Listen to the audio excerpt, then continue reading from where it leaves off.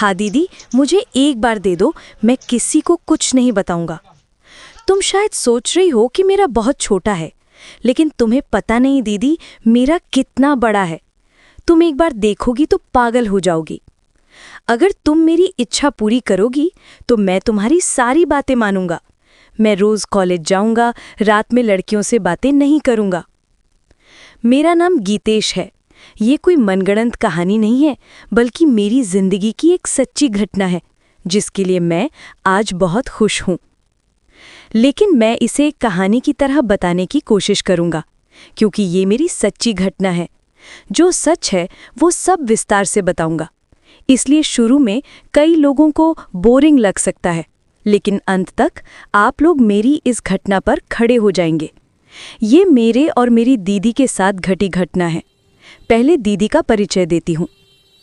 मेरी दीदी का नाम अर्पणा है, रंग गोरा है, उम्र 24 साल है। दीदी शहर में एक अच्छी नौकरी करती है।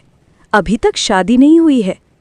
दीदी हमेशा ढीले कपड़े पहनती है, इसलिए दीदी का जोड़ा टोपी लोगों के सामने ज़्यादा उभरता नहीं था। दीदी अपना बहुत ख्याल रखती है, नियमित रूप से एक्सरसाइज करती है। मैंने गांव में स्कूल खत्म करके अब शहर की एक यूनिवर्सिटी में एडमिशन लिया है, जिसकी वजह से दीदी और मैं एक ही फ्लैट में रहते हैं। छुट्टियों के दिन हम शहर की अलग अलग जगहों पर घूमने जाते हैं। मैं दीदी के साथ बहुत फ्री हूँ। हम दोनों एक साथ मूवी देखते हैं। मूवी में वो दृश्य आने पर शुरू में हम दोनों थोड़ा असहज हो जाते थे, लेकिन अब हम सामान्य हो गए हैं। गांव में रहते हुए मैं बहुत सरल प्रकृति का था, लेकिन शहर आने के बाद मेरी कुछ आवारा लड़कों से दोस्ती हो गई, जिसकी वजह से मेरे अंदर बहुत बदलाव आ गया। अब मैं नियमित रूप से वो सब देखता हूँ, अपना काम करता हूँ, आसपास की लड़कियों के सपने देखता हूँ इत्यादि। हालांकि मैंने दीदी को लेकर ऐसा कभी कल्पना नहीं की थी। दीदी भी मेरे साथ फ्री होने के बावजूद मेरे सामने हमेशा अच्छे से रहती थी। ऐसे ही हमारे दिन कट रहे थे। मगर एक दिन रात में मेरी अचानक नींद टूट गई।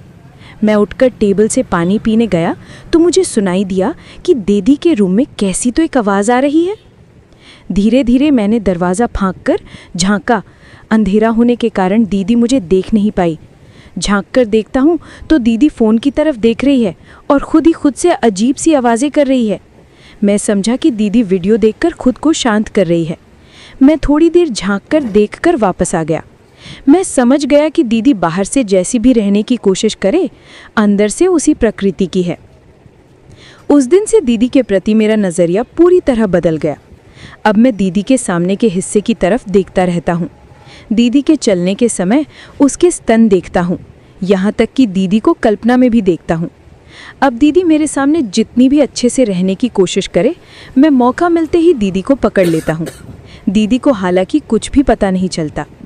एक दिन दीदी ऑफिस गई तो मैं उसके रूम में जाकर उसके जोड़ा टोपी को ढूंढकर अपना काम करने लगा। एक समय बाद दीदी के रूम में उसे गिरा दिया। बाद में सब कुछ सही जगह पर रखकर साफ करके चलाया। उसके बाद से मैं अक्सर उसके रूम में जाकर अपना काम करता रहता था। ऐसे ही कुछ दिन चलता रहा। फिर मैंने तय किया कि कुछ नया करना होगा, ऐसे और अच्छा नहीं लग रहा है। तभी मेरे दिमाग में एक युक्ति आई। मैं दुकान से कुछ नींद की गोलियां खरीद लाया। रात को चुपके से दीदी के खाने में उन्हें मिला दिया। नतीजतन खाना खाकर दीदी जल्दी ही सोने चली गई। मैं आधे घंटे बाद जाकर दीदी को आवाज़ देता हूँ। कोई जवाब न पाकर झाँक कर देखता हूँ तो दीदी गहरी नींद में है। मैं धीरे धीरे दीदी के पास गया। थोड़ी देर बाद दीदी की सांसें भी तेज़ हो गई, जिससे मैं डर गया। जल्दी से दीदी को ठीक करके चलाया और बचाव वाले कमरे में जाकर काम निपटाकर सो गया। अगले दिन छुट्टी होने के कारण दीदी ऑफिस नहीं गई। मैं भी कहीं नहीं गया। दिन भर दीदी के सामने देखता रहा और बचाव वाले कमरे में जाकर काम करता रहा। शाम को दीदी के लिए शरबत बनाकर उसमें नींद की गोलियां मिलाकर ले गया। दीदी ने मुझे धन्यवाद देकर पी लिया। पीने की कुछ देर बाद दीदी सो गई। मैंने भी देरी न करते हुए दीदी का काम शुरू कर दिया। इससे दीदी थोड़ा हिली। मैं डरकर सब कुछ ठीक ठाक करके रूम में चला आया। इसके बाद मेरे मन में थोड़ी सी अपराध बोध की भावना काम करने लगी। मैं ये क्या कर रहा हूँ? ये सब मेरी सगी दीदी के साथ क्या ठीक है? और दीदी को अगर पता चल गया तो क्या होगा? और अगर दूसरे लोगों को पता चल गया तो हमारा क्या होगा? इत्यादि इत्यादि। लेकिन मैंने दीदी में कोई खास बदलाव नहीं देखा। इसका मतलब है कि दीदी जान नहीं पाई। मैंने भी इन सब से दूर रहने का संकल्प लिया। मैंने जितना संभव हो सका दीदी से बचने की कोशिश की। दीदी ने ये बदलाव देखकर मुझसे पूछा कि कोई समस्या है क्या। मैंने कहा नहीं, कोई समस्या नहीं है। इसके बाद दीदी ने और कुछ नहीं कहा। ऐसे ही कुछ दिन बीत गए, लेकिन एक दिन शाम के थोड़ा बाद मैंने वो वीडियो देखकर बहुत इच्छा हो गई और अपना काम भी नहीं किया। मेरा गुस्से में सख्त हो गया है, किसी तरह शांत नहीं हो रहा है। इससे मुझे बहुत अच्छा नहीं लग रहा था। इसलिए मैंने अपनी प्रतिज्ञा तोड़कर मन ही मन तय किया कि आज रात फिर दीदी के पास जाऊंगा। रात को दीदी को नींद की दवा खिला दी। दीदी मेरे मुंह से खाकर नींद से उछलकर उठ गई। उठकर अपनी हालत देखकर हक्का बक्का रह गई। थोड़ी देर बाद खुद को संभालकर बोली, ये क्या कर रहा है तू? मैं तेरी दीदी हूँ और तू मेरा भाई। तुझे होश है? मैंने कुछ भी न कहकर निर्वाक होकर दीदी के पास शर्म से सिर नीचे करके बैठा रहा। दीदी ने तब भी अपनी निचली चीज को ढाका नहीं था। मेरी आंखें बार बार उधर ही जा रही थी। दीदी ये समझ गई। उसने उसे ठीक करना शुरू कर दिया। मैं कुछ कहने ही जा रहा था, तभी उसने मुझे कसकर एक थप्पड़ मारकर रूम से जाने को कहा। मैंने भी और कुछ न कहकर चला आया। अगले दिन सुबह नींद खुलने पर भी मैं बिस्तर से नहीं उठा। मुझे बहुत शर्म आ रही थी पिछली रात की बात सोचकर। थोड़ी देर बाद दीदी आकर दरवाजे के सामने से कह गई, टेबल पर खाना रखा है, खा लेना। इसका मतलब है कि दीदी ने आज अकेले ही नाश्ता कर लिया है। आमतौर पर सुबह का नाश्ता मैं दीदी के साथ ही करता हूँ। दीदी मुझे नाश्ता करने को कहकर ऑफिस चली गई। मैंने उस दिन यूनिवर्सिटी ना जाने का फैसला किया। इसका कारण था कि मुझे मानसिक रूप से बहुत खराब लग रहा था। 12 बजे के करीब बिस्तर से उठकर टेबल पर देखता हूँ तो खाना रखा है, लेकिन खाया नहीं। नहाकर थोड़ी देर मोबाइल देखा, फिर दोपहर का भी ना खाकर फिर से सो गया। नींद से उठकर बहुत भूख लगी थी, लेकिन खाने का मन नहीं कर रहा था। बालकनी में जाकर बैठा रहा। शाम के थोड़े पहले दीदी आई। आकर देखा कि उसी तरह से खाना रखा है और मैं बालकनी में बैठा हूँ। दीदी ने कुछ नहीं कहा, फ्रेश होने चली गई। थोड़ी देर बाद मेरे पास आकर खड़ी हो गई। मैंने एक बार दीदी की तरफ देखा और फिर दूसरी तरफ देखा, कुछ नहीं कहा। थोड़ी देर बाद दीदी बोली, कल रात थप्पड़ मारने के लिए सॉरी, बहुत जोर से लगी थी तुझे, है ना? मैंने कहा नहीं, ठीक है। दीदी बोली, असल में मैं अचानक अपनी वो हालत देखकर गुस्सा हो गई थी। हमारे रिश्ते भाई बहन अगर लोगों को पता चल गया तो हम मुश्किल में पड़ जाएंगे। मैंने कहा, लोगों को कैसे पता चलेगा? दीदी थोड़ी देर चुप रहकर बोली, चल खाएगा। फिर मैं दीदी के साथ आकर खा लिया। उस घटना को 1 हफ्ता हो गया है। हम अब काफी सामान्य हो गए हैं। इन कुछ दिनों से मैं दीदी में एक बदलाव देख रहा हूँ। दीदी अब घर में थोड़ा खुले कपड़े पहनना शुरू कर दिए है और हमेशा जानबूझकर दिखाकर चलती है। दीदी अब घर में लगभग जोड़ा टोपी नहीं पहनती, जिसकी वजह से इधर उधर हिलता है और स्पष्ट दिखता है। मैं कुछ नहीं कहता, लेकिन दीदी की वो हालत देखकर मेरा नीचे वाला हमेशा गुस्से में रहता है। एक दिन मैं बचाव वाले कमरे में वो काम कर रहा था। भूल से दरवाज़ा लॉक करना भूल गया था।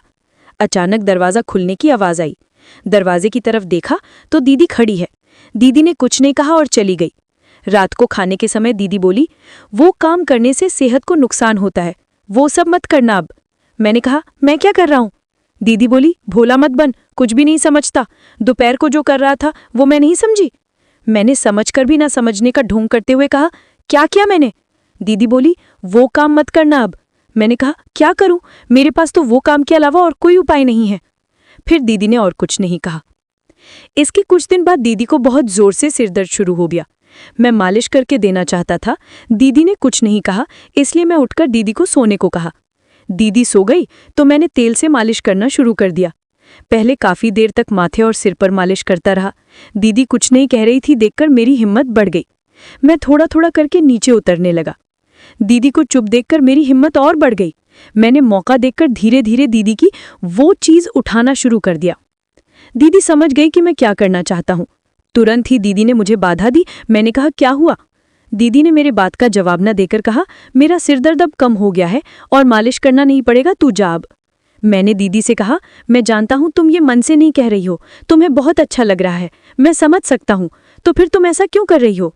उसके बाद भी दीदी ने मुझे जाने को कहा, लेकिन मेरा किसी भी तरह दीदी को छोड़कर जाने का मन नहीं कर रहा था। इसलिए मैंने कहा, तो फिर सिर्फ तुम्हारा वो ही दे दो। देखो मेरी क्या हालत हो गई है। इसे शांत ना किया तो मुझे बहुत कष्ट होगा। प्लीज दीदी। दीदी ने तब और कुछ नहीं कहा। मैं समझा कि दीदी अब बाधा नहीं देगी। दीदी अब कुछ भी नहीं कह रही थी। दीदी जोर जोर से सांसें लेने लगी। मैं समझा कि दीदी को अच्छा लग रहा है। ऐसे ही करीब 15 मिनट चला। मुझे लगा कि मेरा होने वाला है। मैं अब और जोर जोर से करने लगा। दीदी भी समझ गई। दीदी ने मेरा हाथ हटा दिया। मैंने कहा, दीदी क्या हुआ? दीदी बोली, मुझे अच्छा नहीं लग रहा है, तू जा। मैंने भी और जोर जबरदस्ती न करते हुए अपने रूम में चला आया। बिस्तर पर लेटकर दीदी की बातें सोचने लगा। फिर सोचा दीदी बीमार थी इसलिए शायद, मगर मुझे दीदी को देना ही होगा, ऐसा एक भाव मेरे मन में आया। उसी रात दीदी की बातें सोचते सोचते सो गया। सुबह दीदी ऑफिस चली गई। मैं क्लास करने चला गया। दीदी के साथ ज्यादा बात नहीं हुई, मगर मैंने इसे सामान्य रूप से लिया। दिन भर मैं दीदी की बातें सोच रहा था। क्लास खत्म होने पर भी घर नहीं आया। दोस्तों के साथ गप्पे मारता रहा। दिन भर जो मन खराब था वो उनके साथ गप्पे मारकर थोड़ा कम हुआ। मेरा घर जाने का मन नहीं कर रहा था। रात 9 बजे के करीब देखता हूं दीदी ने मेरे बैठी, तू यहीं सोएगा या तेरे रूम में जाएगा? मैंने कहा, तुम्हारी असुविधा ना हो तो यहीं रहूंगा। दीदी बोली, मुझे कोई असुविधा नहीं है, तू जो चाहेगा वही होगा। इसके बाद बोली, तो बचाव वाले कमरे में जाके फ्रेश होकर आ, मैं टेबल पर खाना दे रही हूँ। मैं फ्रेश होकर आया तो हमने खाना खा लिया। खाना खाते खाते मैं बार बार दीदी की तरफ देखकर आज की घटना के बारे में सोच रहा था। दीदी बोली, क्या देख रहा है ऐसे? मैंने कहा, तुम्हें देख रहा हूं, तुम कितनी सुंदर हो, और इतनी सुंदर एक लड़की को मैंने अभी अभी दिया। दीदी थोड़ा मुस्कुराई, लेकिन मुंह से कुछ नहीं कहा। खाना खत्म करके मैं दीदी के रूम में जाकर लेट गया। थोड़ी देर बाद दीदी आकर मेरे पास लेट गई। थोड़ी देर चुप रहने के बाद दीदी बोली, आज जो हमने किया, क्या वो ठीक किया है? मैंने देखा कि दीदी के मन में अभी भी विभिन्न संकोच हैं। ये ना हटा को बाद में समस्या होगी। मैंने कहा, बेशक हमने ठीक किया है। हम एक दूसरे को प्यार करते हैं और प्यार अपराध नहीं है। दीदी बोली, हाँ तू ठीक कह रहा है, हम एक दूसरे को प्यार करते हैं। प्यार करके सब किया जा सकता है। प्यार के बीच कोई बाधा नहीं है। मैंने दीदी की ये बात सुनकर दीदी को एक चुंबन दिया। तुम बिल्कुल ठीक कह रही हो, तुम मेरी लकी दीदी हो। मैं तुम्हें बहुत प्यार करता हूँ, तुम्हारे बिना मैं रह नहीं पाऊंगा। मेरी बात सुनकर दीदी ने भी मुझे चुंबन दिया। इसके बाद मैंने दीदी से कहा, दीदी मैंने जो तुम्हें दिया है, अब अगर कोई समस्या हुई तो? दीदी बोली, कैसी समस्या होगी? हुई तो होगी, तू बाप बनेगा, मैं माँ बनूंगी। मैंने कहा, दीदी क्या कह रही हो तुम, पागल हो गई हो क्या? दीदी बोली, क्यों तू नहीं चाहता मेरे बच्चे का बाप बनना? मैंने कहा, हाँ चाहता तो हूँ, लेकिन। दीदी बोली, लेकिन क्या? मैंने कहा, लोग क्या कहेंगे? दीदी बोली, लोगों की बातों से कुछ फर्क नहीं पड़ता। तूने ही तो कहा था, हम जो कर रहे हैं ठीक कर रहे हैं। हम एक दूसरे को प्यार करते हैं और प्यार में सब किया जा सकता है। और अब लोग क्या कहेंगे ये कह रहा है, इसका मतलब है कि तू मुझे प्यार नहीं करता। मैंने कहा, नहीं दीदी, मैं तुम्हें बहुत प्यार करता हूँ। तुम जो कहोगी वही होगा। लोगों की बातों से हमारा कुछ नहीं होगा। तब दीदी हंसकर बोली, अरे डर मत, मैं इतने समय मजाक कर रही थी तेरे साथ। मैं दवा खा लूंगी, कोई समस्या नहीं होगी। मैंने कहा, समस्या हो भी तो मुझे कोई समस्या नहीं है। मैं भी चाहता हूं तुम मेरे बच्चे की माँ बनो। दीदी सुनकर मेरा हाथ पकड़कर बोली, ठीक है, समय आने पर देखा जाएगा। सुबह जल्दी उठकर दीदी को ऑफिस जाना था, इसलिए तब और ताम ना करके दोनों सो गए। सुबह दीदी की आवाज से नींद खुली। दीदी ने मुझे कहा, जल्दी उठकर फ्रेश होकर आ, नाश्ता करेंगे। मैंने दीदी का हाथ पकड़कर कहा, मेरा नाश्ता तो तुम हो। दीदी एक मीठी हंसी देकर बोली, अब शैतानी मत कर, मुझे ऑफिस जाना है। मैंने कहा, प्लीज दीदी, ज्यादा समय नहीं लगेगा, आओ ना, मेरी बहुत इच्छा है। थोड़ी देर बाद दीदी अपने बचाव वाले कमरे में चली गई। मैं उठकर दीदी के रूम से आकर दूसरे बचाव वाले कमरे में जाकर फ्रेश होकर आया तो देखा दीदी मेरे लिए टेबल पर बैठी इंतजार कर रही है। फिर हम दोनों नाश्ता कर लेते हैं। दीदी बहुत जल्दी में थी। मैंने पूछा तो बोली, मैं कभी ऑफिस देर से नहीं जाती, लेकिन आज तेरी वजह से मुझे शायद देर हो जाएगी। मैंने दीदी से कहा, एक दिन देर करने से कुछ नहीं होगा, और तुम्हारा बॉस कुछ बोले तो कहना मेरे भाई ने मुझे दिया था इसलिए देर हो गई है। दीदी हंसकर बोली, तू बहुत शैतान हो गया है इन कुछ दिनों में। इसके बाद दीदी तैयार होकर ऑफिस चली जाती है और मैं भी क्लास करने के लिए चला जाता हूँ। दोपहर को क्लास खत्म हुई तो घर चला आया। आकर खाना वाना खाकर सो गया। नींद से उठकर देखता हूँ लगभग शाम हो गई है। मैं दीदी का इंतजार करने लगा। दीदी के बिना मेरा एक पल भी अच्छा नहीं लग रहा था। थोड़ी देर बाद ही मेरा फोन बज उठा। देखता हूँ दीदी का फोन। रिसीव करते ही दीदी ने एक शॉपिंग मॉल का पता देकर कहा, वहां चला। मैं वहां जाकर थोड़ी देर इंतजार करने के बाद दूर से देखता हूँ दीदी इधर आ रही थी। मुझे देखकर दूर से एक मुस्कान दी। दीदी की मुस्कान वाकई बहुत सुंदर है। दीदी के आने के बाद मैंने दीदी से पूछा, शॉपिंग करेगी? सुबह तो नहीं बताया। दीदी बोली, दोपहर में सोचा कि मेरे बॉयफ्रेंड को एक गिफ्ट दूंगी, इसलिए तुझे और बताया नहीं। मैं हैरान होकर बोला, तुम्हारा बॉयफ्रेंड? पहले कभी नहीं सुना कि तुम्हारा बॉयफ्रेंड है। दीदी बोली, नया हुआ है, कुछ दिन ही हुए हैं बस। मैंने कहा, कहाँ है, मुझे दिखाओ तो तुम्हारा बॉयफ्रेंड कौन है। दीदी ने अपने फोन से मेरी फोटो निकालकर बोली, देख ये रहा मेरा बॉयफ्रेंड। मैंने कहा, ये तो मैं हूँ। दीदी बोली, हाँ तू ही तो मेरा बॉयफ्रेंड है। मैंने कहा, लेकिन तुम तो मेरी दीदी हो। दीदी बोली, वो घर पर, बाहर मैं तेरी गर्लफ्रेंड हूँ और तू मेरा बॉयफ्रेंड। इसके बाद दीदी बोली, या मुझे अपनी गर्लफ्रेंड बनाना नहीं चाहता तू? मैंने कहा, तुम्हारे जैसी सुंदर एक लड़की को गर्लफ्रेंड के रूप में पाना सभी लड़कों का सपना है। तुम मेरी लकी गर्लफ्रेंड। फिर हम शॉपिंग मॉल के अंदर घुसे शॉपिंग करने के लिए।